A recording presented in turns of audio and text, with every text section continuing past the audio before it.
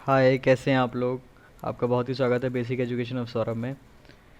तो पिछले वीडियो में हमने बात करी थी वर्क डन की, जिसमें हमने बताया था कि हॉरिजॉन्टली वर्क डन कैसे कैलकुलेट करते हैं। तो आज मैं आपको बताने जा रहा हूँ कि वर्टिकली वर्क डन कैसे कैलकुलेट होता है। मींस वर्टिकली का मतलब है कि जैसे मान लीजिए ये कोई बॉल है, ये बॉल है, इसको मैंने थ्रो किया ऊपर की तरफ, थ्रो कर दिया मैंने इसको ऊपर की तरफ। तो अब क्या होगा, ये किसी हाइट पे चली गई, थोड़ा और ऊपर चली जाएगी। मैंने यहाँ से इसको यहाँ थ्रो किया है तो ये किसी हाइट पे चली गई। तो इसकी जो हाइट है वो हमने मान ली एच हाइट पे मैंने इसको थ्रो किया है। ओके। और इसका जो मास है वो हम मान लेते हैं एम है, क्योंकि इसका कुछ ना कुछ मास होगा।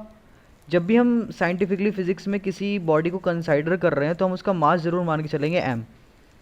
तो इसका मास तो चेंज नहीं होगा हाइट पे फेंकने पे, तो यहाँ पे भी इसका मास क्या रहेगा, एम ही रहेगा। और इसने एच हाइट कवर करी जब मैंने इसको थ्रो किया। लेकिन एक बात देखिए, जब ये बॉल यहाँ पर थी तो इसके पास जब भी कोई एक स्टेशनरी बॉडी होती है, स्टेशनरी मीन्स जो जहाँ पर एक जगह स्टॉप है, तो उसके पास एक एनर्जी होती है जिसको क्या बोलते हैं, पोटेंशियल एनर्जी। क्या बोलते हैं, पीई मैंने क्या लिखा, पोटेंशियल एनर्जी। यहाँ पे इसके पास एक एनर्जी है इस पोजीशन पे, इस पोजीशन पे, जिसको मैंने क्या बोला, पोटेंशियल एनर्जी। लेकिन जब मैंने इसको एक हाइट पे थ्रो कर दिया तो मैंने क्या किया है, इसको ग्रेविटी के अगेंस्ट थ्रो किया है। तो यहाँ पे इसके पास क्या होगी, एक और एनर्जी, ग्रेविटी के अगेंस्ट। ये जो ग्रेविटेशनल फोर्स है वो इसको नीचे की तरफ खींच रही है, लेकिन मैंने इसको अपोजिट थ्रो किया तो इसके पास यहाँ पे जो एनर्जी स्टोर होगी इसके अंदर, उसको क्या हम बोलेंगे, ग्रेविटेशनल पोटेंशियल एनर्जी। इस बात का ध्यान रखिए। अब देखिए, मुझे यहाँ पे मैंने आपको क्या बताने जा रहा था, वर्क डन के बारे में, कि यहाँ पे वर्क डन क्या होगा, वर्क डन कैसे कैलकुलेट होगा। तो सिंपल है, मुझे पता था कि वर्क डन का एक नॉर्मल फॉर्मूला है, क्या है, फोर्स इनटू डिस्प्लेसमेंट। तो यहाँ पे जो फोर्स लग रही है वो क्या है, फोर्स को हम कैसे कंसिडर करते हैं, फोर्स का एक नॉर्मली हम जानते हैं कि फोर्स का एक फॉर्मूला होता है F equal to M A, जहाँ पे m जो होता है वो मास होता है बॉडी का, और जो a होता है वो एक्सेलरेशन होती है। लेकिन इन दिस केस यहाँ पे जो हाइट पे मैंने उसको थ्रो किया है, तो यहाँ पे जो एक्सेलरेशन हुई है वो ग्रेविटी के रेलेवेंट में हुई है, ग्रेविटी से रिलेटेड है। वो जो एक्सेलरेशन है वो ग्रेविटी से रिलेटेड, यानी ग्रेविटी के रूप में यहाँ पे एक्सेलरेशन हुई है।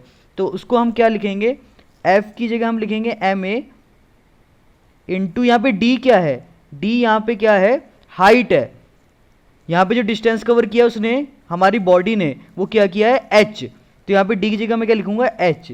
और यहाँ पे जो एक्सलेशन हुई है वो ड्यू टू ग्रेविटी हुई है, क्या हुई है, ड्यू टू ग्रेविटी की वजह से। इसको मैं क्या कंसाइडर करूंगा, g इंटू एच। तो यहाँ पे जो वर्क डन होगा वो क्या होगा, w equal to M G H. तो ये होता है हमारा वर्टिकली जब भी बॉडी थ्रो की जा रही है या फिर लिफ्ट की जा रही है, तो जो हमारा वर्क डन आता है वो क्या आता है, W equal to M G H, work done. Okay sir. तो अब देखिए, ये तो हमने कैलकुलेट कर लिया, तो यहाँ पे एग्जांपल लेके चलते हैं।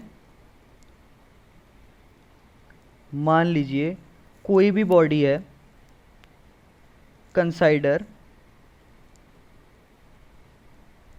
एक, हमारे पास ट्रॉली है, एक ट्रॉली को, एक ट्रॉली जो है वो लिफ्ट की गई है, लिफ्टेड की गई, कितनी, 10 मीटर की हाइट पर, 10 मीटर की हाइट पे उसे लिफ्ट किया जा रहा है। ओके। अब क्या है, अगर उसको 10 मीटर की हाइट पे लिफ्ट किया गया है, ये हमने मान लिया 10 मीटर की हाइट पे, और जो उसका मास है ट्रॉली का, हैज़ मास, मान लेते हैं जो ट्रॉली का मास है वो है 50 किलोग्राम। ये देखिए, हमें यहाँ पे तो किलोग्राम दे दिया है, यहाँ पे जो मैं आपको एग्जांपल, एक सिंपल एग्जांपल दे रहा हूँ, किलोग्राम। लेकिन जब भी कोई क्वांटिटी मास किसी भी क्वांटिटी में दिया हो, ग्राम में दिया हो, लीटर में दिया हो, तो हमें उसे किलोग्राम में हमें कन्वर्ट करना होगा। Okay, kilogram. तो अब यहाँ पे हमें कैलकुलेट क्या करना है, वर्क डन। ये हमें गिवन है, कैलकुलेट, हमें कैलकुलेट करना है वर्क डन। वर्क डन यहाँ पे क्या होगा, कैसे निकलेगा वर्क डन, देखिए हमें पता है कि सॉल्यूशन इसका क्या होगा, कि वर्क डन जो होता है, हमें पता क्या होता है mgh। तो यहाँ पे हमें गिवन है m की वैल्यू तो दी है हमें कितनी 50 किलोग्राम, ओके। एंड हमें हाइट भी दे रखी है यहाँ पे h की वैल्यू कितनी 10 मीटर। लेकिन हमें g की वैल्यू क्या पता, हमें पता यूनिवर्सल ग्रेविटेशनल क्या होती है। हम यहाँ पे क्या मान के चलेंगे, g की वैल्यू हमें पता है, g की वैल्यू क्या होती है 10 मीटर पर सेकेंड स्क्वायर। जो एक्सेलरेशन की ऐसा यूनिट होती है वही g की भी ऐसा यूनिट होती है। इस बात का वैसे सभी को पता ही होता है, लेकिन मैंने बता दिया एक बार, मीटर पर सेकेंड स्क्वायर। लेकिन हम यहाँ पे जब कंसिडर करेंगे तो वर्क डन इक्वल टू क्या हो गया, मास 50 इंटू, क्योंकि हम यहाँ पे ऐसा यूनिट नहीं लिखेंगे हमें, क्योंकि वर्क डन निकालना है तो हमें वर्क डन की ऐसा यूनिट यहाँ पे मेनली फोकस करनी है। 50 इंटू जी की वैल्यू कितनी है, जी की जगह हम क्या लिखेंगे इंटू में होगा, क्योंकि कोई भी डिजिट बीच में नहीं है, कोई भी पॉइंट बीच में नहीं है। तो यहाँ पे जी की जगह क्या लिखेंगे हम 10 और एच की जगह क्या लिखेंगे 10। तो यहाँ पे मेरा वर्क डन कितना आ गया 50, कितना हो गया 5000 5000। यानी ट्रॉली को इतनी एनर्जी भी बोल सकते हैं, work done is like a energy joule. Work done यहाँ पे कितना हुआ है 5000 जूल और 5000 J. So thank you so much. आपने ये वर्टिकली हमने कैलकुलेट किया है वर्क डन, वर्टिकली हमने समझ लिया कि वर्क डन क्या होता है। अब नेक्स्ट वीडियो में हम और भी इससे रिलेटेड क्वेश्चंस करेंगे तो आपको और अच्छे समझ आएगा कि वर्क डन किस तरीके से कैलकुलेट होता है डिफरेंटली। और भी केसेस होते हैं इसके कि जब किस तरीके से उसके पास मतलब उसको लिफ्ट किया जा रहा है या फिर हॉरिजॉन्टली किसी बॉडी को थ्रो किया जा रहा है तो वर्क डन कैसे कैलकुलेट होगा। तो थैंक यू सो मच ये वीडियो देखने के लिए। अगले वीडियो में मिलते हैं। Thank you so much.